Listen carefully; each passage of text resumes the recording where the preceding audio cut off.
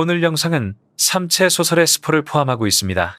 제 채널의 삼체 정주행 영상을 보지 않은 시청자분들께서는 잠시 영상을 정지하시고 화면 상단에 표시되는 영상을 미리 감상하시는 걸 추천드리겠습니다.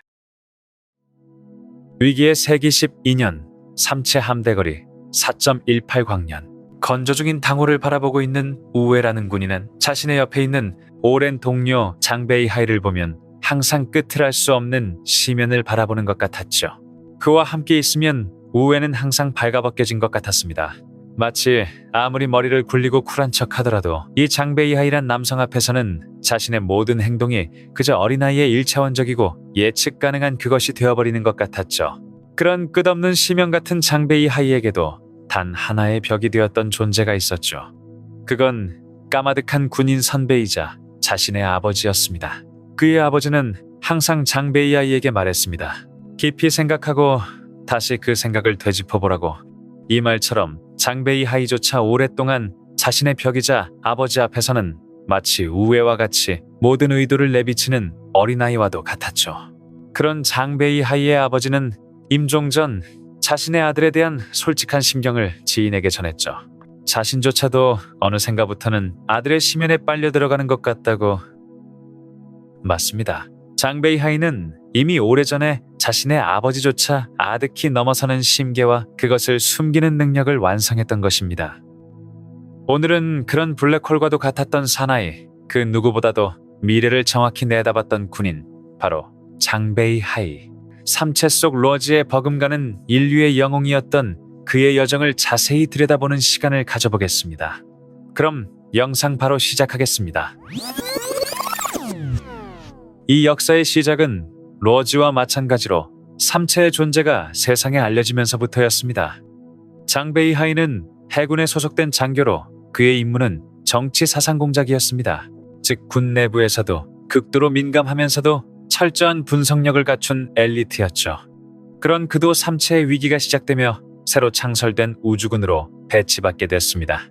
그곳에서도 그가 가장 우려했던 건 군 내부의 사상 변질과 그로 인한 전투력 손실이었죠. 이는 어느 정도 합리적인 우려였습니다. 삼체의 존재가 알려지고 인류와 삼체의 기술 격차가 아득한 상황에서 인류는 지자로 인해 근본적인 과학 발전이 막힌 상태였죠. 그리고 현대전에서는 무엇보다 과학력을 바탕으로 한 장비의 존재가 전장의 승패를 좌우합니다. 이 말은 결국 400년 후 도착할 삼체와의 전쟁에서 인류의 기술력으론 유의미한 위협이 불가능하다는 것이고, 결과적으로 이런 인식은 군 내부의 패배주의와 도피주의로 이어졌습니다. 여기서 패배주의는 과학력의 격차를 극복하지 못한다면 전쟁의 패배는 필연적이라는 사상이고, 도피주의란 전쟁을 포기하고 인류 전체를 외우주로 이주시키자는 사상이었죠. 그리고 장베이하이는 이 두 가지 사상이야말로 전쟁의 승패를 좌우하는 핵심 요소라고 여겼습니다. 이 생각은 여기서 그치지 않았죠. 그는 근미래에 확장될 우주군에는 지금보다 이런 패배주의와 도피주의자들이 늘어날 것이라고 확신했습니다. 그래서 그는 자신과 믿을 만한 정치 사상 장교들을 선발해 동면을 통한 미래 파견을 결정합니다. 하지만 오랜 동면 전 그에겐 하나의 과업이 남아 있었습니다. 그것은 400년간의 전쟁을 이기기 위한 포석을 정확하게 깔아두는 것. 바로 우주군의 방위 계획의 큰 틀을 은밀하게 조정하는 일이었죠. 이때까지 우주군은 두 가지 선택지를 놓고 저울질하고 있었습니다. 그것은 태양계 외곽을 방위라인으로 하는 근거리 방어 전략과 태양계를 아득히 넘어선 오르트그룸 외곽을 방어선으로 하는 원거리 방어 전략이었죠. 거리상으론 각각 120AU와 20만 AU입니다. 그리고 장베이하이는 오르트그룸에서 방위가 가능해야만 삼체와의 전쟁에서 이길 수 있다고 믿었고, 이를 가능케 하는 건 결국 로켓 추진 기술이었습니다. 이 시점에 딩이 박사의 활약으로 핵융합의 상용화가 코앞에 다가왔고, 이 기술은 무한한 에너지를 약속하는 것이었죠. 이때 장베이하이는 딩이 박사에게 이 기술의 성공 사실을 비밀로 해달라고 부탁합니다. 왜냐하면 당시 추진체 연구를 주도하는 우주과학계의 원로들은 유체 추진 방식, 즉 화학적 추진체 방식으로 우주군의 전함을 만들려 했기 때문이었죠. 그리고 이 계획이 확정된다면 핵융합이 상용화되더라도 인류의 확장은 항성을 넘어설 수 없게 됩니다. 그래서 장베이하이는 일생일대의 결심을 하게 되죠. 바로 해당 원로 과학자를 암살하는 것입니다. 장베이 하이의 목적성이 지독한 건 이를 사고로 위장하기 위해 무고한 사람들까지 함께 휘말리게 하는 방식으로 암살을 진행했다는 것이죠. 그리고 그의 암살 사실은 지자를 통해 삼체에게도 전해졌고, 이로 인해 로어지를 제외하곤 유일하게 삼체가 신경 쓰는 인물이 장베이 하이가 되는 꽤나 큰 사건이었습니다. 이렇게 장베이 하이가 원하는 포석이 마련되고 그는 자신이 선별한 정치공작 부대 동료들과 함께 동면에 들어가게 됩니다. 그리고 그 동면을 지켜보는 사령관 창웨이스 장군은 마지막까지 그런 장베이 하이를 의문스럽게 생각했죠. 그 의문은 이것이었습니다. 어떻게 그는 이 전쟁에서 승리에 대한 믿음을 저리 확고하게 가질 수 있을까? 그 물음에 대한 답은 미래에 깨어난 장베이 하이를 통해 밝혀지지만 창웨이스는 그 답을 보지 못한 채 현 시대에서 생을 마감하게 됩니다. 장베이 하이의 동면 후에도 많은 일이 있었어요. 4명의 면벽자는 고독한 삼체와의 전쟁을 수행했지만 안타깝게도 타일러와 레이디아즈는 철저하게 그들에게 패배했습니다. 다행인 점은 뇌과학자 비라인스만은 삼체와의 전면전을 준비하는 게 아니었기에 자신 나름의 성공으로 인류의 미래에 도움을 줄 수 있었죠. 그리고 러즈만이 여전히 삼체와의 전쟁을 치르고 있었고, 약 2세기가 지나서야 장베이 하이도 자신만의 전쟁을 수행하기 위해 긴 동면에서 깨어나게 됩니다. 위기의 세기 205년, 삼체함대 거리 2.1광년. 그가 깨어난 이 시대엔 과거의 국가라는 개념이 많이 옅어져 있었고, 그 자리엔 우주함대 사령부가 있었죠. 그리고 위대한 물리학자 딩이 박사의 제어 핵융합 기술의 발달로 사실상 무한한 에너지라는 꿈의 세상이 도래해 있었고, 인류의 전함 기술은 장베이 하이의 의도대로 항성간 이동이 가능한 수준이었습니다. 이 모든 것들로 인해 인류는 몇 세기 후 도착할 삼체 본함들을 더 이상 두려워하지 않게 되었죠. 심지어 조만간 도착할 열대의 삼체 선발 탐측선과의 조우를 기다리는 지경에 이르렀습니다. 그런 와중에 장베이 하이가 이 새로운 세계에서 처음으로 맡은 임무가 있었습니다. 바로 항성급 전함의 임시 집행함장, 즉 함선의 모든 권한을 맡는 것이었죠. 이는 최근 실행되고 있는 함장의 사상검사로 인한 것이었습니다. 이 검사에서는 멘탈 스탬프로 인해 각인된 도피주의자를 색출하게 되어 있었고, 그 검증이 끝날 때까지는 장베이 하이를 비롯한 과거에서 파견된 부대 인력이 함정의 전권을 인양받아야 했습니다. 그렇다면 왜 장베이 하이를 포함한 미래 파견 부대만이 이를 수행할 수 있었던 걸까요? 그 이유는 간단합니다. 바로 위기의 세기 205년 기준 우주군에서는 유일하게 그들만이 멘탈 스탬프가 개발되기 전에 동면에 들었기 때문이었죠. 그래서 그들만이 유일하게 멘탈 스탬프로 각인된 도피주의에서 자유로울 수 있었던 것입니다. 참고로 멘탈 스탬프는 면벽자이자 뇌과학자였던 비라인스가 개발한 기술로, 이를 이용하면 피실험체에게 원하는 명제를 신념으로 각인시킬 수 있는 기술입니다. 그리고 우주군 내부에 존재하는 패배주의자와 도피주의자들은 이 기술을 이용해 군 내부에 그들의 신념을 암암리에 퍼뜨려왔고, 장베이 하이가 깨어난 미래에도 그들이 여전히 암약하고 있었습니다. 그렇게 장베이 하이는 얼마 뒤 아광속 엔진을 탑재한 함선 자연선택호의 임시 집행함장 권한을 인계받게 됐습니다. 그리고 전권을 임시로 인계받은 장베이 하이는 200년간 숨겨왔던 자신의 신념을 드디어 드러냈죠. 그것은 누구도 상상하지 못한 것이었습니다.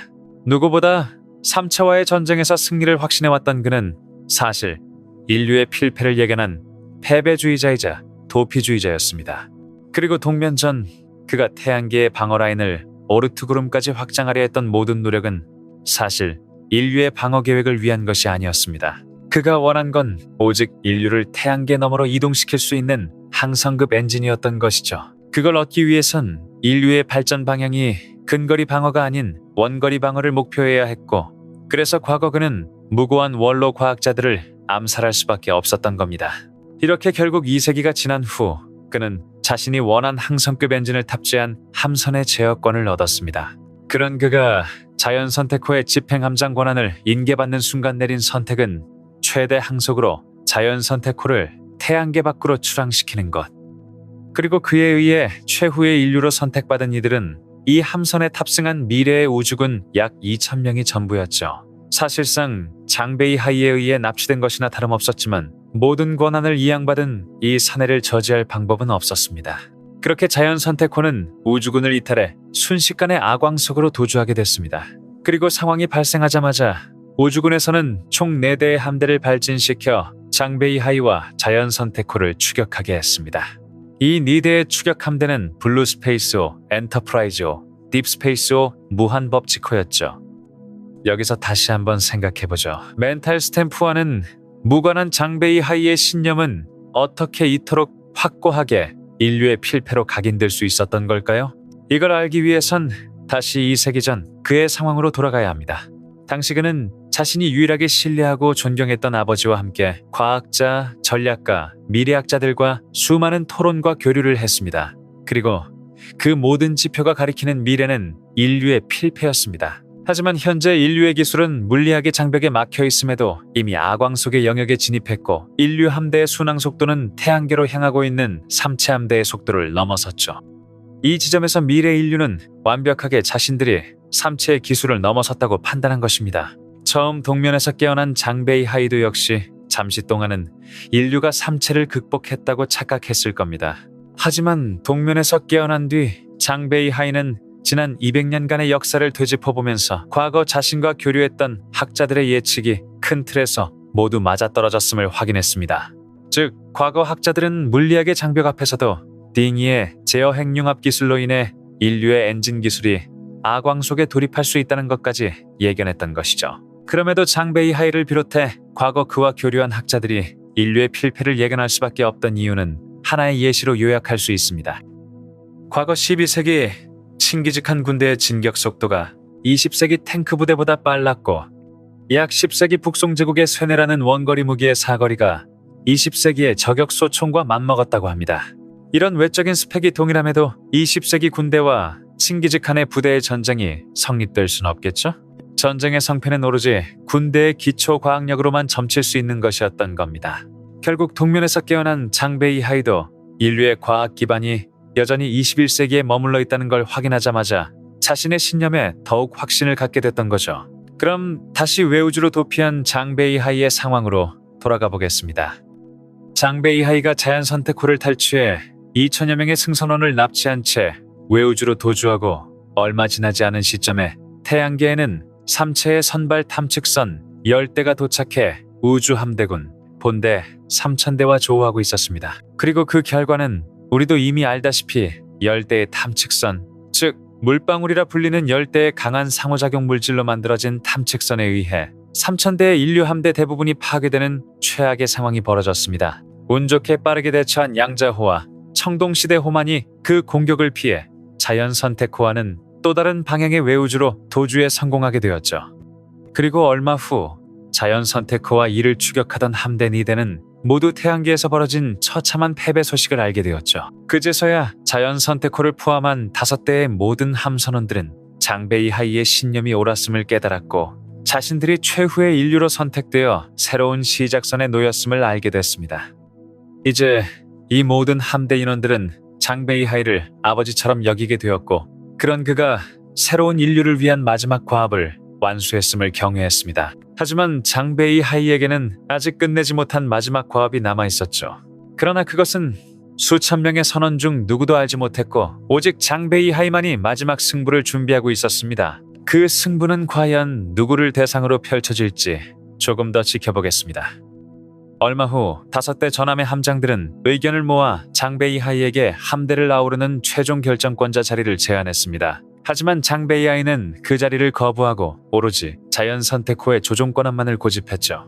다른 이들은 이것이 더 이상 큰 책임과 과업을 수행할 의지가 없는, 말하자면 은퇴를 염두에 둔 장베이 하이의 결정이라고 여겼습니다. 하지만 이 결정이야말로 그가 펼치는 마지막 심기였다는 건 얼마 뒤에 밝혀지게 되죠. 한동안 5대의 전함은 별탈 없이 외우주로의 항해를 이어갔지만 각 함대의 고위 간부들에겐 하나의 공통된 고민이 생겼습니다. 그 고민은 너무 원초적이었고 다른 함선과는 공유할 수 없는 것이기도 했죠. 바로 자원의 부족. 지구형 행성을 찾기까지 몇십 년 혹은 몇 세기가 걸릴지 모르는 상황에서 이 많은 인원을 다 안고 간다는 건 모두의 생존 확률을 낮추는 것과 같았습니다. 우주선의 교체 부품과 식량의 확보만이 이들의 생존을 보장하는 것이고 이는 모든 이들의 생존과는 반대되는 상황이었죠. 즉, 현재보다 인원과 함대 수가 줄어든다면 그만큼 그들의 생존 확률은 높아지는 셈이었습니다. 이건 최후의 인류라는 좌석을 건 눈치 게임이 되었고, 게임의 시작은 돌연 스스로 목숨을 끊은 무한 법치코의 함장 소식이 5함대에 전파되는 순간부터였습니다. 각 함대의 지휘부들은 남은 서로의 함대를 향한 공격 준비를 시작했고, 이것이 바로 장베이하이가 준비해온 그의 생애 마지막 과업이었습니다. 그리고 그들 모두가 염두에 둔 공격 수단은 함선의 피해 없이 승선원들만 제거할 수 있는 초저주파 수소폭탄. 결전의 순간이 임박했음을 느낀 장베이하이는 폴로 제어실에서 이 공격 무기의 안전장치를 해제하기 시작했죠. 그리고 장베이하이는 최종 발사 스위치에 손을 댄 채 그에게 남아있던 한 줌의 유약함으로 인해 몇 초의 공백이 생겼고, 그 유약함은 결국 자연 선택호 전원의 몰살로 이어졌습니다. 이 시점 가장 신속하게 발사 스위치를 누른 건 얼마 전 함장을 잃은 무한법치코였습니다. 이 함선은 자신을 제외한 4대의 함선에 초저주파 공격을 감행했습니다. 하지만 아이러니하게도 무한법치코도 최후의 생존자가 되지는 못했어요. 그 공격이 있기 얼마 전 생존을 건 눈치 싸움에서 가장 철저히 준비한 건 초저주파 공격을 대비해 선내를 진공 상태로 만들어뒀던 블루스페이스호였습니다. 그렇게 1차 공격을 무마시킨 시점에 생존한 함선은 무한법치코와 블루스페이스호였고, 방어 대책이 부족했던 무한법치코 함선원들은 블루스페이스호가 역으로 감행한 초저주파 공격으로 결국 산화했습니다. 이렇게 총 5대의 승선원 약 6,000명 중 생존한 건 블루스페이스호의 1,273명이 되었고, 남은 우주선의 부품과 물자들을 모두 챙긴 블루스페이스호가 최후의 승자가 되었습니다. 이렇게 결국 장베이하이는 마지막 승부에서 패배했지만 그것은 진정한 의미에서의 패배라 할 수 없었습니다. 그가 인도한 외우주로 향한 블루스페이스호는 이후 청신의 트롤짓으로 무산된 암흑의 숲 공격을 대신 감행해 3체 본함대를 패퇴시켰고, 나아가 3체 항성계를 멸망시키는 단초를 제공했습니다. 뿐만 아니라 4차원 공간을 발견하고 연구하게 되면서 3체 문명을 아득히 넘어서는 존재들을 인식하게 되었고, 우주 인류를 더 위대한 문명으로 이끄는 토대를 마련했습니다. 좀 더 장베이하이를 올려치자면 러지가 구원한 인류와 태양계가 결국 차원 공격으로 멸망하게 되는 결말을 맞는 반면, 장베이하이가 인도한 우주 인류는 결국 이 공격에서 도피함으로써 최종적으로 인류를 구원한 사람은 러지가 아닌 장베이하이라고도 할 수 있겠죠. 이렇게 오늘은 3체에서 인류를 구원한 또 다른 영웅 장베이하이의 발자취를 더듬어보는 시간을 가져봤습니다. 그럼 오늘 영상도 흥미로웠길 바라며 다음엔 더욱 재밌는 영상으로 찾아뵙겠습니다. 감사합니다.